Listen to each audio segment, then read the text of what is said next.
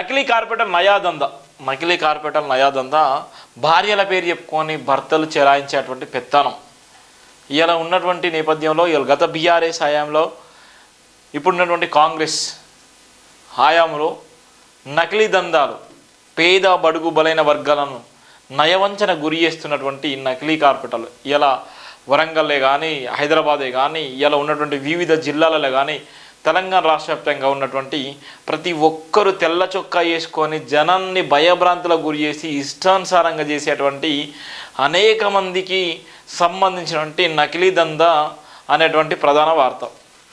ఇలా చాలా వరకు వాళ్ళందరూ ఇవాళ తెల్ల చొక్కా వేసుకుంటే మేము లీడర్లము, ఇవాళ మేము గ్రామాలల్లో మండలాల్లో మేము చెప్పిందే వేదము, మేము ఏది చెప్తే అది మొత్తం మండలం మొత్తం మేము వింటుంది, గ్రామాలు మొత్తం వింటాయి, ఇలా డివిజన్లు మొత్తం వింటాయి, ఆ డివిజన్లలో మొత్తం మేము చెప్పిందే వేదము, మేము చేసిందే నయము, మేము చెప్పిందే వేదము, చేసిందే వేదము అనే విధంగా వాళ్ళు ట్రోల్ చేసి అంటారు. కానీ అక్కడ మనకి ఏం దిక్కుమొక్కి ఏం ఉండదు. అక్కడ పోతే లోకల్ పోలీసులు పట్టించుకునే నాది ఉండడు, లోకల్ పోలీసులు కూడా దగ్గర తీసుకునేటువంటి పరిస్థితి ఉంటుంది, లోకల్ లీడర్లు కూడా ముక్కు మీద వేలేసుకునేటువంటి నేపథ్యం ఉంటుంది. కలిసిన రౌడీజం గుండాయిజాలు అయితే విచ్చలవిడిగా ఉన్నటువంటి నేపథ్యం ఉంటుంది. అందుకోసమే నకిలీ కార్పొరేటర్ నయాదందగా ఉన్నటువంటి నేపథ్యం ఉంది. మరి రేవంత్ రెడ్డి నిజంగా వాళ్ళ మీద ఎంక్వైరీ చేసి లేకపోతే ఆ ప్రభుత్వాలు నిజంగా మారినప్పటికీ ఆ బీఆర్ఎస్ హయాంలో కానీ కాంగ్రెస్ హయాంలో ఉన్నటువంటి నేపథ్యంలో ఇలా వాళ్ళ అధికారం కోసం పాకులాడేటువంటి నేపథ్యంలో ఈ నకిలీ కార్పొరేటర్లు రియల్ ఎస్టేట్ దందాలు ఏ విధంగా చేస్తున్నారంటే ఇవాళ జనాన్ని మసిపూసి మారడేసి తక్కువ ఆశ చూపెట్టి ఎక్కువ డబ్బులు గుంజుకోవడం, ఎక్కువ డబ్బులు చూపెట్టి తక్కువ డబ్బులు ఇవ్వడం, లేకపోతే అంటే వాళ్ళకి భయభ్రాంతులు గురియడం, ఇవాళ మేము రౌడీజం చేస్తాం గుండాయిజం చేస్తామని మాట్లాడేటువంటి నకిలీ నకిలీ నకిలీ దందా చేసేటువంటి మోసగాళ్ళు. అందుకోసమే నకిలీ కార్పొరేటర్లు నయా దందాని రాయడం జరిగింది. ఇది గ్రేటర్ హైదరాబాద్ వరంగల్లో ఉన్నటువంటి నేపథ్యంలో కార్పొరేటర్ అంటేనే పేరొకరిది దందా మరొకరిది, పార్టీలు మారినది చలాయింపు, నిజమైన అధికార పార్టీ నాయకులు నోట్లో మన్ను కొడుతున్నారు. రాష్ట్ర వ్యాప్తంగా భూ కబ్జాల్లో ప్రధాన పాత్రలు నకిలీ కార్పొరేటర్లు, బిల్డింగ్ ఇన్స్పెక్టర్లు చేతులు పెట్టుకొని కబ్జాలకు బాబులుగా తయారయ్యారు. అక్రమ లేఅవుట్లకు అసలు ఉదాహరణ నకిలీ కార్పొరేటర్లు. అక్రమ నిర్మాణంలో కట్టడాలు అందవేసిన మోసగాళ్లు తారిక, కబ్జాల సెటిల్మెంట్లతో ప్రధాన సూత్రధారులు. హైదరాబాద్ అక్రమ కబ్జాలకు నకిలీలే కారణం. వరంగల్ మున్సిపల్ కార్పొరేషన్ను మురికి చెత్తలా మార్చారు. కాంట్రాక్ట్ పనుల పేరున రోడ్లో డ్రైనేజీ పార్కుల పనులు ప్రజలు వేధిస్తున్నారు.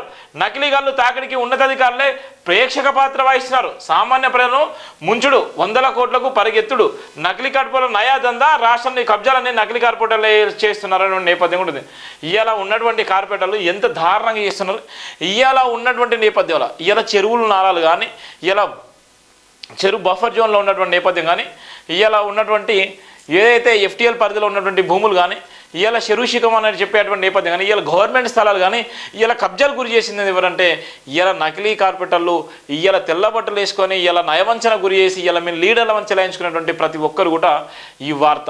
ఇవాళ మరి రేవంత్ రెడ్డి ఏం చేస్తున్నారంటే ఓ ఎమ్మెల్యేలు మినిస్టర్లే అనుకుంటే మినిస్టర్లను మించిపోయినటువంటి కార్పొరేటర్ స్థాయిలో ఉన్నటువంటి వ్యక్తులు, ఇవాళ సర్పంచ్ స్థాయిలో ఉన్నటువంటి వ్యక్తులు, ఇవాళ ఎంపీటీ స్థాయిలో ఉన్నటువంటి వ్యక్తులు, ఇవాళ జెడ్పీటీసీ ఎంపీపీ స్థాయిలో ఉన్నటువంటి వ్యక్తులు, ఇవాళ చోటా భీము లీడర్లాగా ఎదిగినటువంటి వాళ్ళందరూ కూడా ఇవాళ దందాలు వేసేటువంటి నేపథ్యం ఉంది. అందుకోసం ప్రధానంగా రాసినటువంటి ప్రధాన వార్త, తెలంగాణ రాష్ట్ర వ్యాప్తంగా మున్సిపల్ కార్పొరేషన్ పరిధిలోని భూములన్నీ కబ్జాలు చేయబడ్డాయని డాక్టర్ బరిగల శివ అన్నారు. కార్పొరేటర్ల పేరు మీద అభివృద్ధి పనుల్లో సామాన్య ప్రజలు వేధిస్తూ పార్కులు, డ్రైనేజీ పనులు, రోడ్ల నిర్మాణంలో సామాన్య ప్రజలను వేధిస్తూ చలమణ అవుతున్న నకిలీ కార్పొరేటర్లు అన్ని పార్టీలో ఉన్నారన్నారు. సామాన్య జీవితంలో ప్రారంభించిన నకిలీ నాయకులు నకిలీ కార్పొరేటర్లు అవతారం ఎత్తి పేరొకరిది ఊరొకరిది అనే విధంగా సామాన్యులు మోసగిస్తున్నారు. బిల్డింగ్ ఇన్స్పెక్టర్ చేతులు పెట్టుకొని సామాన్యులు నిర్మించుకుంటున్న భవన నిర్మాణంలో అనుమతులు కోసం మామూలు వసూలు చేస్తూ బిల్డింగ్ నిర్మాణదారులు పెద్ద ఎత్తున డబ్బులు వసూలు చేస్తున్నారని రాష్ట్ర వ్యాప్తంగా విమర్శలు వస్తున్నాయన్నారు. 2వ తరహా రౌడీజం చెలాయించే బ్యాచ్లను దగ్గర పెట్టుకొని సామాన్యుల బెదిరింపులకు గురి చేస్తూ దొరికిన భూమి నల్ల కబ్జాలు పెడుతున్నారన్నారు. అక్రమాలయ లేఅవుట్లో అందజేసిన తరీకగా అనుమతి లేని వేంచలను ప్రజలు కట్టగడుతున్నారన్నారు. హైదరాబాద్లో హైడ్రా విజృంభిస్తున్న కూల్చివేతను అక్రమ నిర్మాణాన్ని నకిలీ కార్పొరేటర్ల విధ్వంసాల వల్ల సృష్టించబడినాయి అన్నారు. చెరువుల నాళాలను మాయం చేసిన గనుల్లో 90% నకిలీ కార్పొరేటర్లు ప్రధాన పాత్రధారులు ఉన్నారు.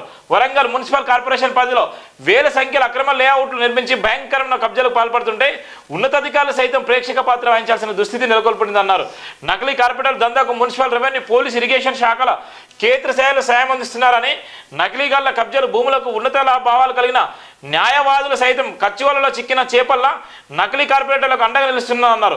తెలంగాణ రాష్ట్ర వ్యాప్తంగా ప్రధాన నగరాల్లో భూముల విలువలు పెద్ద ఎత్తున పెరగడంతో నకిలీ కార్పొరేటర్లు అక్రమ ఆస్తుల సంపాదనకు మరిగి ప్రభుత్వ ఉద్యోగుల కబ్జా భూములను కట్టబెడుతూ రాష్ట్ర వ్యాప్తంగా చలమని చేస్తున్నారని, గతంలో బీఆర్ఎస్ ప్రభుత్వం నేడు కాంగ్రెస్ ప్రభుత్వం నకిలీ కార్పొరేటర్లకు దాసోహమేనని, సామాన్య ప్రజలు మనోవేదనకు లోనవుతున్నారని, రాష్ట్ర వ్యాప్తంగా అనేక అడ్డంకులు ఎదుర్కొని సమస్యలు సుడిగుండంలో తలమూకలుగా ఉన్నటువంటి నేపథ్యంలో ఇవాళ నకిలీ కార్పొరేటర్లు నకిలీ దందాలు చేసేటువంటి నేపథ్యం ఉంది. ఇవాళ ఎక్కడేసినా గొంగడి అక్కడే ఉంది. గతంలో ఉన్నటువంటి నేపథ్యంలో ఇవాళ కార్పొరేటర్ అయిన తర్వాత నకిలీ కార్పొరేటర్లు ఉన్నటువంటి నేపథ్యంలో ఇవాళ కార్పొరేటర్ల పేరు చెప్పుకొని ఇవాళ నకిలీ కార్పొరేటర్లు ఇవాళ సృష్టించేటువంటి వేదన, ఇవాళ అక్కడ ఉన్నటువంటి పరిస్థితులు ఎంత దారుణంగా ఉందో ఇవాళ చెప్పొచ్చు. ఈ కార్పొరేటర్లు ఏం చేస్తారంటే ఇవాళ ఉన్నటువంటి లీడర్ పేరు, అక్కడ ఉన్నటువంటి ఎమ్మెల్యే మినిస్టర్ వాళ్ళ పేర్లు వాడుకొని ఇవాళ ఉన్నటువంటి సామాన్య ప్రజలను ఇవాళ వంచన గురి చేసి ఇవాళ ఉన్నటువంటి గవర్నమెంట్ ఉద్యోగస్తులను కూడా వాళ్ళ గ్రిప్పులో పెట్టుకొని ఇవాళ ఉన్నటువంటి ఇవాళ హైడ్రా ఏ విధంగా వచ్చిందో హైడ్రా రావడానికి కూడా కారణము ఈ నకిలీ కార్పొరేటర్లే. ఇవాళ వీళ్ళు చేసే దందా, ఇవాళ వీళ్ళు ఇచ్చినటువంటి పర్మిషన్లు, ఇవాళ అక్కడ ఉన్నటువంటి బిల్డింగ్లు కట్టుకోవాలన్నా, అక్కడ ఉన్నటువంటి శరీషికం భూములు కబ్జా చేసుకోవాలన్నా, ఎఫ్టీఎల్ పరిధిలో ఉన్నటువంటి భూములు కానీ ఇవాళ అవన్నీ కబ్జాలకు దగ్గరుండి ప్రేరేపించింది కూడా ఈ నకిలీ కార్పొరేటర్ల దందాలే చేసేటువంటి వాళ్ళ వల్లనే. కానీ మరి వాళ్ళ వల్ల నిజంగా ప్రభుత్వానికి ఇంత ఆదాయానికి గండి కడుతున్నప్పటికీ మరి ప్రభుత్వానికి కూడా చెడ్డపేరు వచ్చే నేపథ్యంలో మరి రాష్ట్ర ప్రభుత్వం ఏం చేస్తుంటే వాళ్లకు ప్రోత్సహిస్తూనే మీ ఇష్టం చేసుకోండి, మీరేమన్నా చేసుకోండి, కానీ మాకు ఓట్లు వస్తే ఓటు వెయ్యాలని వాళ్ళకు హుకుం జారీ చేసేటువంటి నేపథ్యం. అందుకోసమే నకిలీ కార్పొరేటర్లు నయా దందా అనేటువంటి ప్రధాన వార్త కూడా రాసిన నేపథ్యం ఉంది. ఛత్తీస్గఢ్లో భారీ ఎన్కౌంటర్ చోటు చేసుకుంది. నారాయణపూర్ దంతేవాడ సరిహద్దుల్లో ఎదురుకాల్పులు చోటు చేసుకున్నాయి. ఈ ఘటనలో 14 మంది మావోయిస్టులు మరణించినట్లు పోలీసులు తాజాగా వెల్లడించారు. బస్తర్ రేంజ్లోని దంతేవాడ నారాయణపూర్ జిల్లాలో సరిహద్దులో ఉండే అబ్జామాడ్ దండకార్యంలో మావోయిస్టులు నక్కి ఉన్నట్లు పోలీసులకు ముందుగా సమాచారం అందింది. దీంతో భద్రతా సిబ్బంది ఈ ప్రాంతంలో ప్రత్యేక ఆపరేషన్ చేపట్టారు. ఈ కార్యక్రమంలో భద్రతా దళాలను చూసిన మావోలు కాల్పులకు తెగబడ్డారు. అప్రమత్తమైన సిబ్బంది ఎదురుకాల్పులు దిగి 14 మంది మావోలను మట్టిపెట్టినట్టు పోలీసులు తెలిపారు. ఘటనా స్థలం నుంచి భారీ ఎత్తున పేలుడు పదార్థాలు స్నానం చేసుకున్నట్లు పేర్కొన్నారు. ప్రస్తుతం ఇక్కడ ఆపరేషన్ కూడా కొనసాగుతున్నటువంటి నేపథ్యం ఉంది. ఇలా అక్టోపస్ వాళ్ళు చేసేటువంటి నేపథ్యం. ఛత్తీస్గఢ్లో భారీ ఎన్కౌంటర్ ఎంత దారుణం జరుగుతుంది. ఇప్పటికే కొన్ని వందల మంది ఏదైతే తెలంగాణ ప్రభుత్వం వచ్చిన తర్వాత కాంగ్రెస్ ప్రభుత్వం వచ్చిన తర్వాత కూడా ఎన్కౌంటర్లో మోత అయితే మోగుతున్నది. గతంలో మనం చూసినాం ఎంత అగ్రనాయకులుగా ఉన్నటువంటి భారీ ఎన్కౌంటర్ కూడా మొన్న రీసెంట్గా జరిగినటువంటి సంఘటనలు చూస్తున్నాం. వాళ్ళు అంతా పాపం ఎంత బాధపడరు. ఇలా నకిలీ ఎన్కౌంటర్లు చేసేటువంటి నేపథ్యంలో ఇలా పోలీసులు అక్టోపాస్ కానీ ఇలా ఉన్నటువంటి గ్రేవెన్స్ పోలీసులు కానీ వాళ్ళ మీద మట్టి పెట్టడానికే ఉన్నటువంటి ఆ 2 సెక్షన్లు కూడా ఉన్నటువంటి నేపథ్యం ఉంది.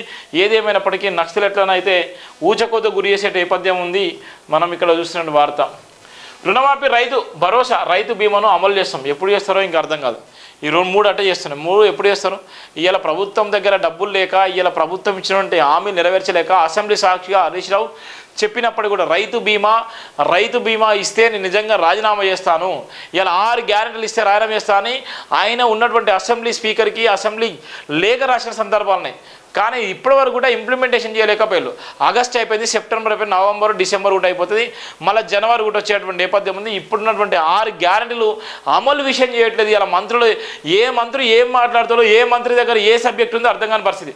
ఒకవేళ బీఆర్ఎస్ హయాంలో ఉన్నప్పుడు ఏ మంత్రి మాట్లాడినా సీఎం గారి ప్రమేయం లేకుండా అక్కడ ఏ మంత్రి కూడా బయటకు వచ్చి మాట్లాడిన దాఖలాలు మంత్రులు కానీ ఎమ్మెల్యేలు కానీ కార్పొరేషన్ చైర్మన్ కానీ ఎవరైనా కానీ ఇవాళ ఉన్నటువంటి కాంగ్రెస్ హయాంలో ఇవాళ ఏ మంత్రి ఏం మాట్లాడుతాడో, ఏ మంత్రి ఎవరి మీద ఏం తిడుతున్నారో, ఏ మంత్రి ఏ సబ్జెక్టుతో మాట్లాడుతున్నారో, ఏ మంత్రి ఏ మాట మాట్లాడుతున్నారో అర్థం కాని పరిస్థితులు. అందుకోసమే ఇవాళ ఉన్నటువంటి కాంగ్రెస్ ప్రభుత్వం రోజు రోజుకు ఏ విధంగా అయితే మైనస్లోకి వచ్చేటువంటి నేపథ్యం ఉంది. అందుకోసమే రుణమాఫీ రైతు భరోసా రైతు బీమాను అమలు చేస్తాం.